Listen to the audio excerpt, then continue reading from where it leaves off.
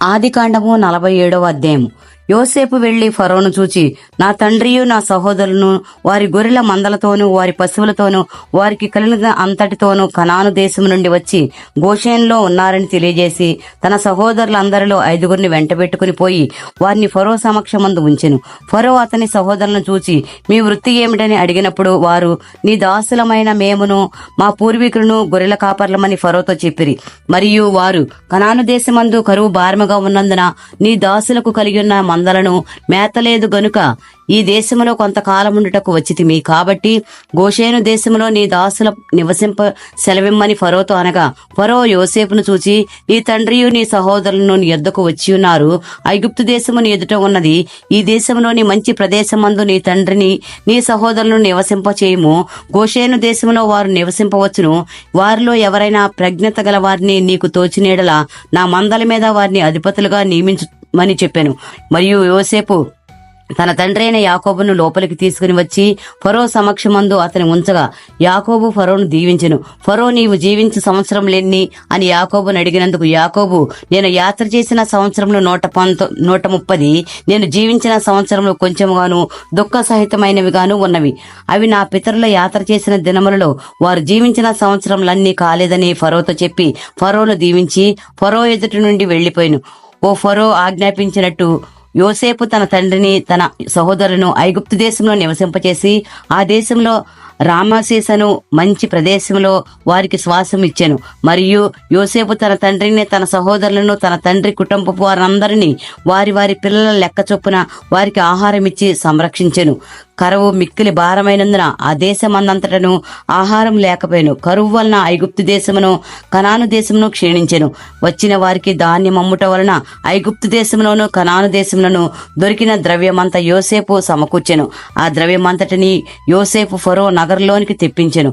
ఐగుప్తు దేశమందును కనాను దేశమందును ద్రవ్యము వ్యయమైన తరువాత ఐగుప్తులందరూ యోసేపు నద్దకు వచ్చి, మాకు ఆహారం ఇప్పించుము, నీ సముఖమందు మేమేలా చావాలను, ద్రవ్యము వ్యయమైనది కదా అనిరి. అందుకు యోసేపు, మీ పశువులను ఇయ్యుడి, ద్రవ్యము వ్యయమైపోయినేడలా మీ పశువులకు ప్రతిగా నేను మీకు ధాన్యం ఇచ్చేదనని చెప్పాను. కాబట్టి వారు తమ పశువులను యోసేపు నద్దకు తీసుకుని వచ్చిరి. యోసేపు గుర్రములను, గొర్రెల మందలను, పశువుల మందలను, గాడిదలను తీసుకుని వారికి ఆహారం ఇచ్చెను. ఆ సంవత్సరమందు వారి మందలన్నిటికీ ప్రతిగా అతడు వారికి ఆహారం ఇచ్చి సంరక్షించెను. ఆ సంవత్సరము గతించిన తరువాత 2వ సంవత్సరమున వారు అతని యొద్దకు వచ్చి, ఇది మా ఏలినవానికి మరుగు చేయము, ద్రవ్యము వ్యయమైపోయెను, పశువుల మందలను ఏలిన వారి వశమాయను. ఇప్పుడు మా దేహములను మా ఫలములను తప్ప మరి ఏమీ ఏలిన వారి సముఖమున మిగిలి ఉండలేదు. నీ కన్నులెదుట మా ఫలములను మేమును నశింపనేలా ఆహారమిచ్చి మమ్మను మా ఫలములను కొనుము.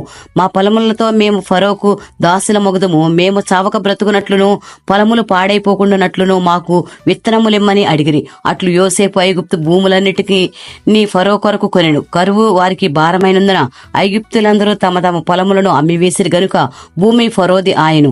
అతడు ఐగుప్తు పొలిమేరల యొక్క ఈ చివరి నుండి ఆ చివరి వరకును జనులను ఓళ్లలోనికి రప్పించెను. యాజకుల భూమి మాత్రమే అతడు కొనలేదు. యాజకులకు ఫరో భత్యమును నియమించెను. ఫరో ఇచ్చిన భత్యము వలన వారికి భోజనము జరిగెను గనుక వారు తమ భూములను అమ్మలేదు. యోసేపు, ఇదిగో నేడు మిమ్మును మీ భూములను ఫరో కొరకు కొనియున్నాను. ఇదిగో మీకు విత్తనములను పొలములో విత్తుడి. పంటలో 5వ భాగము మీరు ఫరోకు ఇయ్యవలను. 4 భాగములు పొలముల్లో విత్తుటకును మీకును మీ కుటుంబపు వారికి ఆహారమునకును మీ పిల్లలకును ఆహారమునకును మీవై ఉండునని ప్రజలతో చెప్పగా వారు, నీవు మమ్ము బ్రతికించితివి, ఏలిన వారి కటాక్షము మా మీద ఉండనిమ్ము, ఫరోకు దాసుల మొగదమని చెప్పిరి. అప్పుడు 5వ భాగము ఫరోదని నేటి వరకు యోసేపు ఐగుప్తు భూములను గూర్చి కట్టడ నియమించెను. యాజకుల భూములు మాత్రమే వినాయింపబడిను, అవి ఫరోవి కావు. ఇశ్రాయేలులు ఐగుప్తు దేశమందలి గోషేను ప్రదేశంలో నివసించిరి. అందులో వారు ఆస్తి సంపాదించుకుని సంతానాభివృద్ధి పొంది మిగులు విస్తరించిరి. యాకోబు ఐగుప్తు దేశంలో 17 సంవత్సరములు బ్రతికెను. యాకోబు దినములు అనగా అతడు జీవించిన సంవత్సరములు 147. ఇశ్రాయేలు చావవలసిన దినములు సమీపించినప్పుడు అతడు తన కుమారుడైన యోసేపును పిలిపించి, నా ఎడల నీకు కటాక్షమున్న ఎడల దయచేసి నీ చెయ్యి నా తొడ క్రింద ఉంచి నా ఎడల దయను నమ్మకమును కనుపరచుము. ఇట్లనగా నన్ను ఐగుప్తులో పాతిపెట్టకము, నా పితరులతో కూడా నేను పండుకొన్నట్లు ఐగుప్తులో నుండి నన్ను తీసుకుని పోయి వారి సమాధిలో నన్ను పాతిపెట్టమని అతనితో చెప్పెను.